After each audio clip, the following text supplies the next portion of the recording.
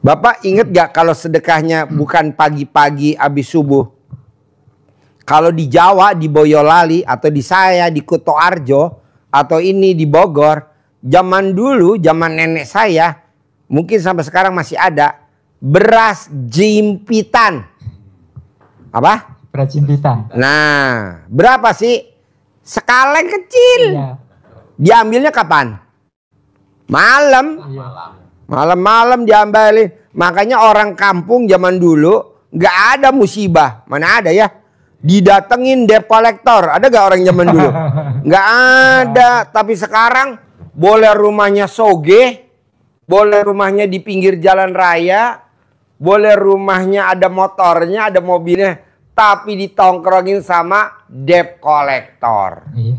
Apakah debt collector motor, mobil, rumah, apa pinjaman, itu debt collector. Kenapa? Karena dia nggak maksain sedekah subuh. Harusnya dipaksa sedekah subuh. Sedekah Jumat Barokah paksa. Kalau zaman nenek kita namanya beras jimpitan. Ya kan? Iya, Kalau di tempat saya namanya perelek. Demik. Kalau di tempat saya itu biasanya habis asar itu ada yang keliling. Nah, kita ngasihnya perelek. Jadi kita ngasihnya seperelek gitu. Sejumput. Nih seberas. Itu aja buat syarat aja Pak, biar nggak ada bala. Iya, betul Pak Haji. Pak, Haji Marko punya 9 bersaudara. Karena orang tuanya sedekah jimpitan habis asar, kalau orang Jawa jimpitan. Kalau orang Sunda ngomongnya apa? Beras perelek. Ya, beras perek. Ini 9 anak Pak, lahirnya normal semua Pak. Betul. Nggak ada yang sesar. Betul Pak Haji. Ini kita anak 1 sesar, anak 2 sesar, anak 3 sesar, anak 4 sesar. Kenapa? Karena sedekah subuhnya nggak jalan. Pengeluarannya lebih gede gak? Lebih gede Pak. Emang sesar nggak murah. Iya. Minimal di atas 6 juta ke atas. 15 juta. Coba hari ini kita budayakan ilmu kearifan lokal. Apa tuh ilmu kearifan lokal? Sedekah, kalau zaman dulu namanya beras jimpitan. Nah, kalau sekarang udahlah kita pakai sedekah pakai uang aja deh. Berapa? 50.000 deh minimal. Atau 100.000 dah minimal. Atau 200.000 dah minimal. Kalau yang mampu ya 500.000. Atau 1 juta deh. Ada yang 3 juta ada. Ibu Umi dari Surabaya 3 juta. Pak Kiai Sarip 3 juta. Per hari. Ya, kampus Jayabaya 10 juta. Ada Bu Tata BSD 1 juta. Ada Pak Jenderal 100 juta. Bebas, Bapak mau berapa aja. Jangan sampai dicopot dari jabatan. Nangis loh. Kenapa? Karena sedekah subuhnya nggak jalan. Iya. Pak Haji, aku sedekah subuhnya udah kok masih dicopot suami aku jabatannya. Sedekahnya kurang gede. Ya dong, orang jabatannya empuk kok. Iya, betul Pak Haji. Menteri dicopot, alhamdulillah. Harusnya sedekahnya gede biar nggak dicopot. Sedekahnya habis asar biar besok pagi namanya nggak diumumin. Pencopotan jadi menteri. Janganlah. Jadi Bapak paksain Pak. Namanya beras jimpitan. Kalau zaman dulu ilmu kearifan lokal. Kalau sekarang kan nggak mungkin lah kita beras lah. Udah duit aja lah. Siap Pak Haji. Pak Haji, boleh gak duitnya 500 perak? Boleh, masa nggak boleh? 1000 perak? Boleh. Tapi kan mantes-mantesin nama hajat. Katanya lo cair 10 miliar. Siap. Masa duitnya 1000 perak. Iya, Pak Haji. Beras jimpitan. Siap Pak Haji. Lo kalah dong sama tetangganya nenek gue. Iya. Tetangganya nenek gue rumahnya bilik. Tapi dia sedekah subuhnya berapa? 5.000. Iya. Masa lo 1.000. Motor punya. Tapi kan motor cicilan ya. Makanya dipaksa dong. Untuk yang sedekah Jumatnya bagaimana itu Pak Haji? Paksain Pak sedekah Jumatnya kalau bisa 1 juta. Paksain. Kalau Bapak belum bisa ya. Berapa Bapak bisanya? 500.000 Pak Haji. Ya nggak apa-apa. Tapi nanti pelan-pelan menuju 1 juta. Itu nanti sedekah Jumatnya itu Kesini. RDAY ya? Iya, kan Bapak kan di sana belum ada yatim kurung. Ada gak yatim kurung? Belum ada. Nah, yatim umroh. Belum ada cuma. Anak yatim yang udah berangkat tahajud. Nggak ada sana. Ya udah numpang wifi-nya RDAY dulu. Oh gitu ya. Numpang dulu gitu loh Pak. Ya kalau anak yatim sana cuma dikumpulin aja setiap tahun kan ada santunan Pak Haji. Cuman kan. Tapi kan setahun sekali 10 Muharram. Ya, sementara kan ini menuju ke sana bala datang terus. Iya. Janganlah. Kalau bisa sedekahnya di track di awal. Oh gitu. Iya sedekahnya. Contohnya Pak. Tanggal 30 September, setiap tanggal 30 akhir bulan dia sedekah. Dulu dari tahun 64, 65 dia setiap akhir bulan sedekah. Alhamdulillah penculikan jenderal nggak diculik dia. Kenapa? Karena dia sedekah tanggal 30. Jadi pas tanggal 1 Oktober dia nggak diculik. Jadi yang diculik ya nggak pada sedekah lah. Jangan Pak, paksain setiap akhir bulan sedekah di track. Misalkan sedekahnya berapa? 100.000 sehari. Berarti Bapak sedekahnya 3 juta di muka. Siap, Haji. Gitu. Siap. Ini kan enggak. Belum pernah. Sedekahnya dikumpulin dulu. Belum pernah, Haji. Nggak tahu makanya saya kesini biar paham, Haji. Untung Bapak privat. Jadi logikanya begini. Ajarin dulu Bos. Logikanya. Jauh-jauh dari Riau, Pekanbaru. Kenapa Pak Haji harus ngetrek di depan? Iya. Ini logika yang gampang dan jenengan Pahami cepat. alami. Iya. Tadi itu motor bos servis, bukan tak Pak Haji tadi kan uangnya belakangan, ini langsung di depan. Ini Pak uangnya Pak untuk kalau ada nanti belanja-belanja, Spare part. ini spare part atau perbaikan apa, saya tinggal motornya, ini uangnya saya tinggali 1 juta secukupnya. Kira-kira kalau ngerjakan motor uangnya sudah diterima di depan, semangatnya gimana kira-kira? Ya, lebih semangat dibandingin motor dititipin nggak nitipin duit. Iya, Haji. Semangat gak ngerjainnya? Semangat. Ntar aja. Coba ulangi lagi. Agak budak nih. Agak nggak mudeng. Ulangi lagi. Jadi, saya bawa motor ke bengkel, Iya. bengkelnya Bapak, servis. Pak, kira-kira peralatan yang dibutuhkan apa ini kira-kira yang untuk ganti sampai motornya bagus, Spare partnya. nanti biar yang ori yang dipasang ya 700-an Pak. Udahlah lah, nih tak titipi 1 juta. Kalau kurang nanti telepon lagi. Mengerjakan dengan hati yang senang, tidak gerundel apa tadi? Gerutu tadi. Atau ngerjakannya dengan riang gembira Bapak? Ya jelas riang gembira. Dengan riang gembira lah. Orang udah dibayar di muka. Dibandingin motornya spare partnya 700, motornya ditinggal. Iya, gak ada modal. Sudah jadi gak diambil-ambil. Udah jadi nggak diambil-ambil. Ada juga. Banyak. Yang di gudang saya itu sampai 15 unit nggak diurus sama yang. Oh. Iya. Tak biarkan, saya nggak mau perbaiki. Masih lumayan. Pak, saya coba dulu Pak ya. Kabur. Iya, sering terjadi seperti sering. Iyalah Pak, dicoba dulu ya Pak. Nggak taunya nggak balik lagi. Tapi kebanyakan kayak gitu teman sendiri Pak Ji. Teman sendiri, tega. Yang kenal-kenal gitu loh. Banyak Bos, tamu RDA juga gitu. Ya, tamu RDA ya. Tamu sendiri, tamunya RDA sendiri Pak, sama. Yang dikerjain saya. Iya. Dipakai, kabur. Tapi setelah udah nyungsep, balik lagi. Iya. Alhamdulillah nyungsep. Demikian juga sedekah jenengan ibaratkan seperti itu. Sedekah di muka, Sedekah di Allah muka beda tadi. nilainya Pak. Pasti rasanya juga beda dan ketenangan yang nyerpiskan tenang, oh mesti enak nanti ngerjakannya. Sugesti. Sugestinya muncul. Kita juga gitu. Kalau kita sudah sedekah sebulan ke depan, keyakinan berjalan itu, wah yakin saya sudah didoakan malaikat untuk jangka waktu sebulan. Kita PD-nya luar biasa. Harusnya Bapak mati tanggal 1 Oktober diculik sama PKI karena Bapak udah sedekah sebulan tanggal 30 September, Bapak nggak mati diculik PKI. Iya. Harusnya Bapak tanggal 10 Oktober dipecat dicopot jadi menteri. Karena Bapak sedekah sebulan di muka, Bapak nggak dicopot jadi menteri, ya betul? Betul. Karena Bapak udah sedekah di muka selama sebulan.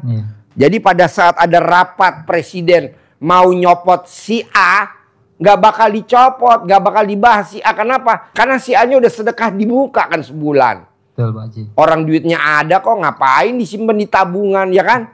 Mendingan disedekahin daripada kita dicopot jadi menteri, dicopot jadi pangdam, dicopot jadi kapolda, ya. Copot, enak-enak, ngeri-ngeri sedap. Janganlah bos, Siap, Pak Haji. sedekah di muka. Siap. Gitu. Boleh gak Pak Haji seminggu di muka? Boleh. Sebulan? Boleh. Banyak gak? Banyak bos. Kalau dia sedekahnya 10 juta, langsung di muka aja 300 juta. Kalau dia sedekahnya 100 ribu, langsung aja di mukanya 3 juta. Kalau sedekahnya 50 ribu sehari, langsung aja di muka 1,5 juta. Jadi yang harusnya Bapak diculik sama PKI tanggal 1 Oktober, Bapak nggak diculik sama PKI. Jenderal yang lain diculik ya. Dia diculik gak? Enggak lah, orang Bapak udah sedekah tanggal 30 September. Masuk logika gak sih nih? Ilmunya RDI? Masuk, Pak Haji. Masuk Ya, lah betul. bos. Memang betul. Betul ya. Kaitannya sama dandan motor sama. Orang dandan motor dianalisa. Pak, berapa Pak analisa perbaikan motornya? 700 dandan spare partnya. Nih Pak, tak titipin 1 juta. Bapak ngerjainnya dengan sumringah. Tapi kalau motornya rusaknya banyak, kira-kira spare partnya 700, motornya ditaruh aja terus dia tinggal, apa Bapak langsung ngerjain? No. Ntar aja, ini dulu yang bayar dulu. Iya. Ya betul? Iya. Betul, Pak Haji. Begitu. Ini sedekah pengen cair 10 miliar gubrak. Nggak bisa lah. Iya. Jalanin, syukurin, nikmatin. Siap, Pak Haji. Ya kan? Siap. Gitu. Lanjut bos. Biar tambah mudeng lagi nih. Siap. Doa orang yang nggak sedekah subuh. Kalau kita itu yang doa untuk orang yang bersedekah. Malaikat, kira-kira manjuran malaikat lah kalau sama kita doanya ya. Iya. Bisa. Nah, manjur malaikat mendoakan. Bahkan, mohon maaf bukan berarti tidak berdoa. Seandainya malam itu kita lupa, nggak berdoa pun, kita tidak berdoa, malaikat sudah mendoakan kita, sudah melindungi kita, wasilah rezeki, sedekah yang kita jalani. Rezeki kita sudah dibukakan pintunya.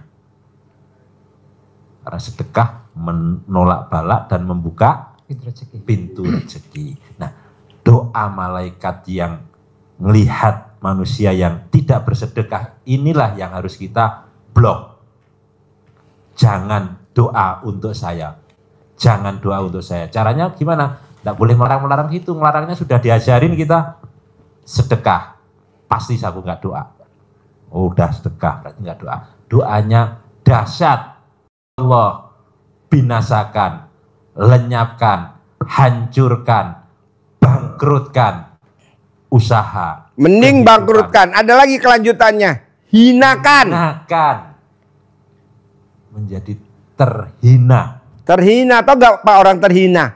Orang terhina itu orang yang ditagih debt collector. Debt kolektornya nungguin di depan rumah sambil ngentong-ngentong tiang listrik. Apa nggak terhina? Atau debt kolektornya datangin rumahnya Pak RT. Iya, itu Haji. Apa nggak tuh terhina Pak? Iya, betul. Terhina lah. Rumah boleh mewah tapi boleh nyicil. Kan orang tangga nggak tahu kalau rumah kita nyicil, ya betul? Iya. Taunya kan itu rumah kita, nggak taunya terhina. Datanglah kiriman orang bang. Yang paling jelek Pak, ngentong-ngentong tiang listrik, tong tong tong tong tong tong tong tong tong tong tong tong. Kan orang-orang pada datang tuh warga. Kenapa Pak? Ini saya bangunin dia nih, belum bayar nih cicilan. Malu Pak. Iya, betul Haji. Kok Pak Haji tahu? Lah ini kan pakarnya nih. Gurunya debt collector. Gurunya debt collector, Pak. Motornya pakai tril ya, Pak ya? Ya. Reng. Di depan rumah diputer dibrong-brong. Reng. Tetangga pada dengar semua. Dimalukan, dihinakan. Malamnya dihinakan, malamnya. Paginya dihinakan, dihina lah, habis. Apalagi kalau sampai ke Pak RT Amit yang baik. RT-nya sampai tahu. Kan dia kan megang administrasi kan.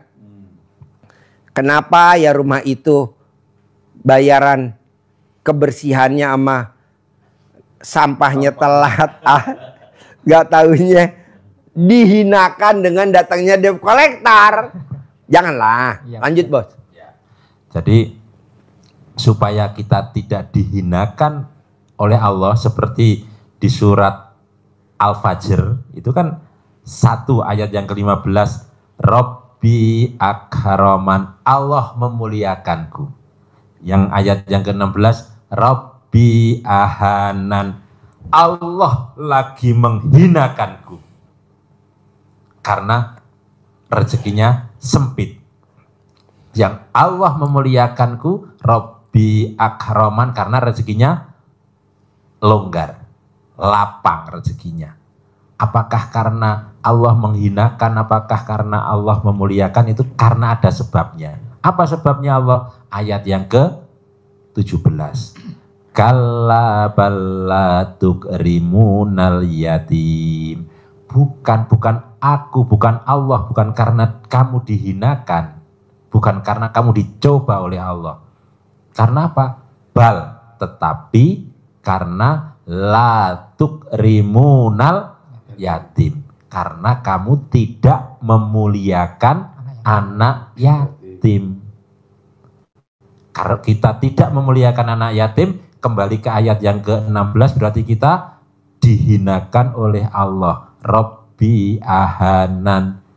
Tapi kalau kita memuliakan anak-anak yatim, maka kita ke ayat yang ke-15. Rabbi akraman, Allah memuliakanku. Tinggal pilih, Allah kan sudah menunjukkan itu. Mau dimuliakan atau mau dihinakan. Maka sasaran sedekah kita harus tepat. Ke anak yatim. Ke anak yatim. Siap aja. Nggak boleh ke fakir miskin. Ya kan udah ada di Undang-Undang Dasar 45. Fakir miskin dan anak terlantar dipelihara sama negara. Lah ngapain kita nyaingin negara? Iya betul Pak Haji. Yatim aja yang nggak diurusin sama negara. Lanjut. Jadi dengan kita memuliakan anak yatim, Allah berjanji itu pasti, karena Allah akan memuliakan kita juga. Kalau kita tidak memuliakan anak yatim, kita juga tidak akan dimuliakan oleh Allah. Jadi kenapa harus ke anak yatim? Ibaratnya biar masuk lagi, kita berburu, peluru kita terbatas. Tinggal maka sasarannya satu. Harus tepat, harus jitu. akurat, harus jitu, seperti sniper. Ya. Nggak dikasih peluru banyak sniper. Sniper pelurunya cuma satu, Bos. Nggak boleh banyak-banyak. Kalau bisa nembak presiden ya. Pas langsung. Tapi kalau nanti kondisinya sudah longgar, karena sedekah itu kan dipaksa oleh Allah, Pak. Iya. Paksa oleh Allah. Alladzina yunfikuna fis-sarra'i wad-dharra'i. Siapa yang dicintai Allah? Yaitu orang-orang yang bersedekah dalam keadaan lapang maupun sempit. Jadi dipaksa, kita juga harus memaksa. Masih sempit Pak Haji, nggak bisa, masih makan, masih bisa, berarti masih bisa sedekah. Longgar, lupa sedekahnya, sibuk, sehingga dihinakan kembali oleh Allah. Longgar maupun sempit, kita dipaksa untuk sedekah. Yang kedua, di samping longgar maupun sempit, Allah menyarankan kita, mengajari kita untuk sedekahnya juga dalam keadaan terang-terangan maupun sembunyi-sembunyi. Terang-terangan boleh, tapi karena kita sekarang lagi darurat, sembunyi-sembunyi pakai transfer saja. Transfer, Bos. Kalau terang-terangan di depan rumah, kotaan itu Pak Haji ya? Ya. Kasih di depan rumah, nih makan gratis, terang-terangan boleh sih. Itu kalau kita sudah longgar. Pelurunya sudah banyak. Banyak. Bos. Ibarat senapan tuh buat beredel. Dredel. Makan gratis, nggak apa-apa. Sekampung, sekecamatan disantunin nggak apa-apa. Tapi kalau Bapak lagi sempit, lagi darurat, pelurunya tinggal satu-satunya, jangan sekali-kali lo beredel, nggak kena sasaran. Ya betul? Ya betul Pak. Putus asa akhirnya. Mana gue udah sedekah kok nggak ada pertolongan dari Allah. Ya lo nggak jitu, cari dong yang jitu. Apa tuh? Anak yatim kurung. Anak yatim yang ditinggal papahnya meninggal masih dalam perut ibunya, seperti Nabi Muhammad SAW. Yatim umroh, anak yatim 3 tahun, 4 tahun, 5 tahun tapi udah umroh. Yatim tahajud, anak yatim kecil-kecil tapi hobinya tahajud. Jempol 2. Tapi kalau anak yatim yang lari-lari, ya yatim juga. Tapi ya, ntar deh gue lagi punya hajat yang ekstrim. Kayak Bapak nih, sakit, parah. Apa Bapak datang ke medikal? Nggak mungkin datang ke medikal, datang ke mana? Ke rumah sakit besar lah. Contohnya, kayak tentara di Papua, tembak-tembakan kritis, diterbangin ke RSPAD. Rumah sakit pusat angkatan darat, naik helikopter. Kenapa? Karena di situ yang komplit, ada semuanya peralatannya. Nggak mungkin Pak, dari Papua dibredel sama pemberontak dimasukin puskesmas, mati iye. Tidak akurat. Hah? Tidak akurat. Tidak akurat. Asli akan terbangkan dari Papua langsung ke RSPAD, Rumah Sakit Pusat Angkatan Darat. Begitu. Kalau kita ya RSCM lah, Sakit Cipto Mangunkusumo. Kalau zaman dulu saya kecil namanya Sebiset. Ya kan? Sebiset. Tahu artinya apa tuh Sebiset? Bahasa Belanda, Sebiset. Sekarang namanya RSCM, Rumah Sakit Cipto Mangunkusumo. Peralatannya komplit. Nah, Bapak juga mesti gitu. Udahlah gue cari anak yatim kurung. Yatim yang seperti Nabi Muhammad SAW. Bisa? Siap, bisa Pak Haji. Dengerin doanya orang mati maksa-maksa sama Allah. Orang mati udah dikubur, di dalam kubur maksa-maksa sama Allah. Pengen apa coba? Iya, jadi apa yang diminta jasad saat masuk ke liang lahat. Yang diminta kepada Allah adalah Allah bangkitkan, kembalikan, hidupkan kembali saya ke dunia walaupun hanya sesaat, sebentar saja. Ngemis-ngemisnya gitu. Sebentar saja Allah. Untuk apa? Untuk sholat? Enggak. Untuk puasa? Pasti tidak. Yang dia minta kesempatan lagi untuk sedekah. Karena yang langsung dinikmati di depan mata mayit itu adalah pahala sedekah. Langsung dinikmati di sana. Dia udah bisa ngelihat di dalam kubur, udah bisa ngelihat tuh itu fadilahnya sedekah, udah lihat. Nggak minta sholat, nggak minta puasa, nggak minta, dia mintanya buat sedekah.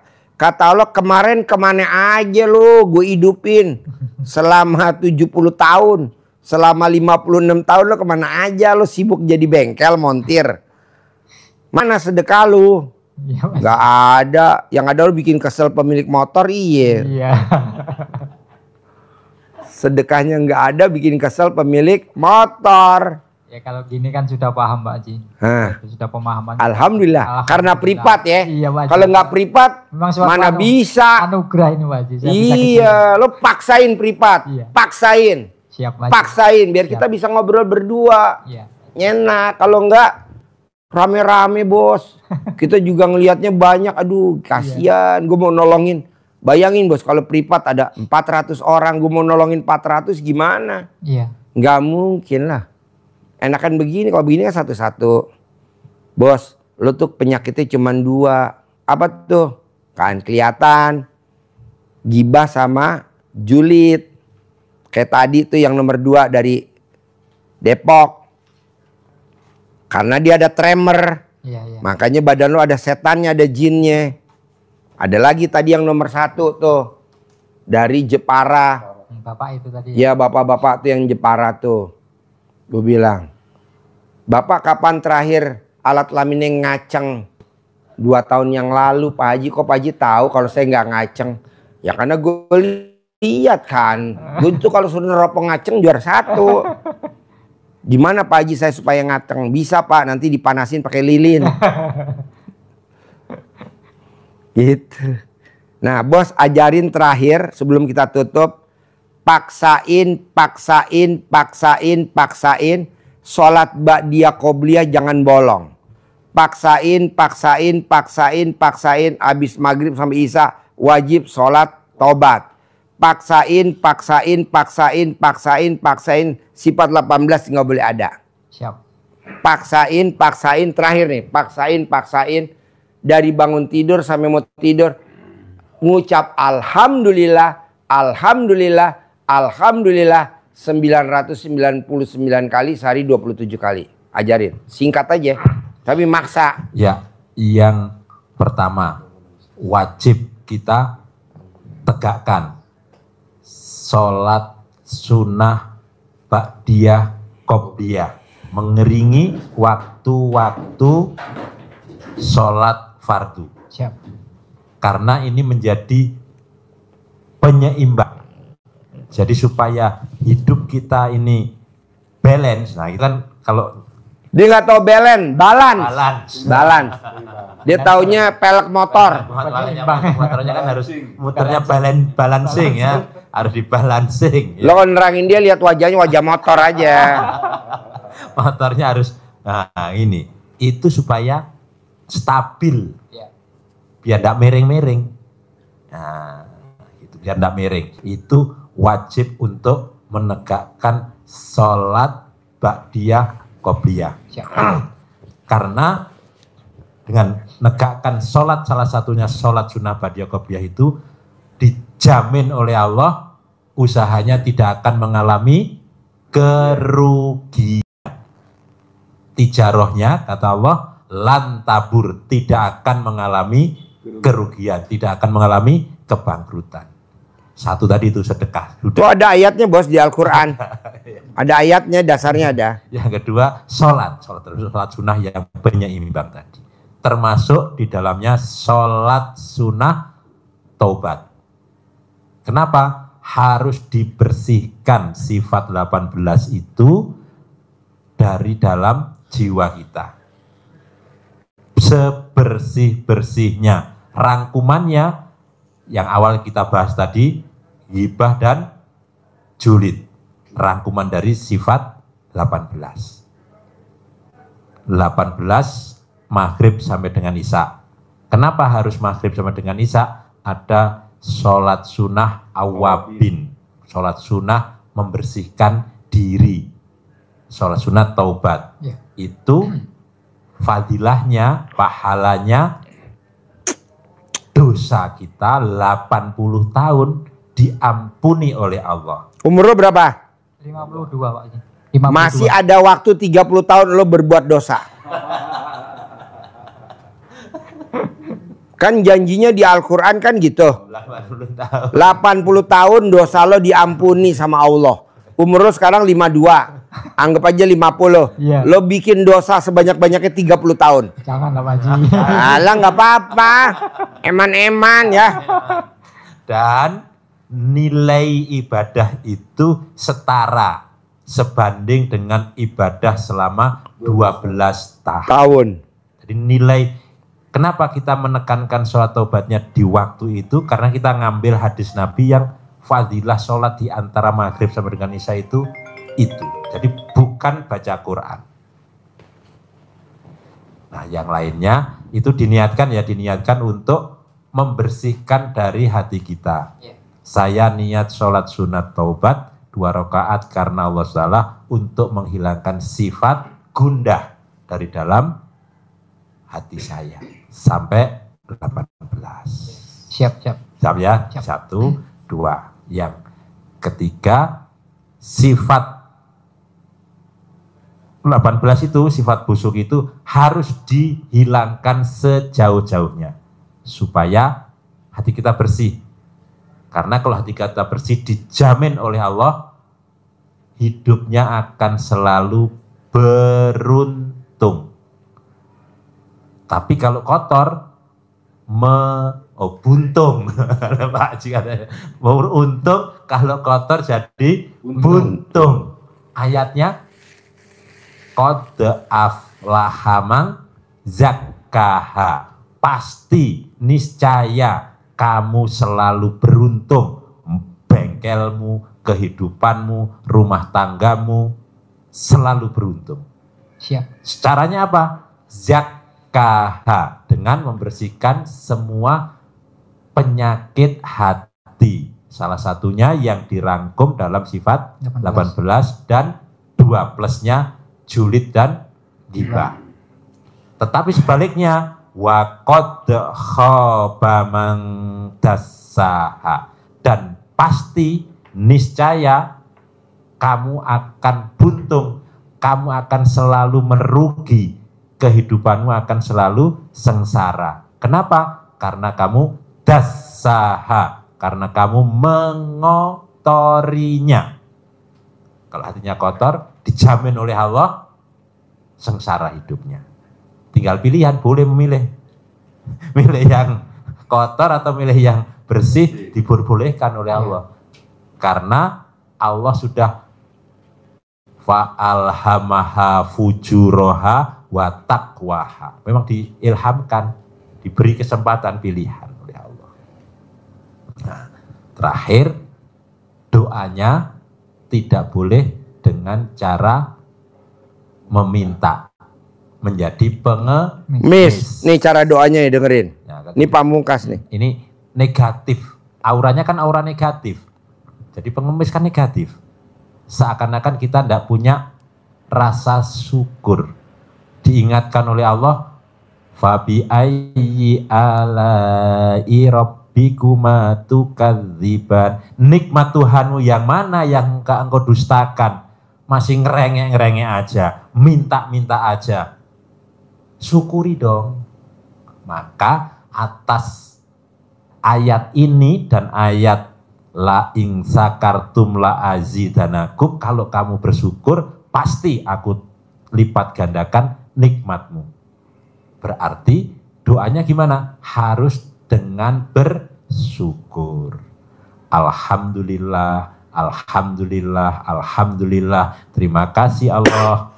Allah telah berikan kepada saya, anak-anak saya, cucu-cucu saya, istri-istri saya.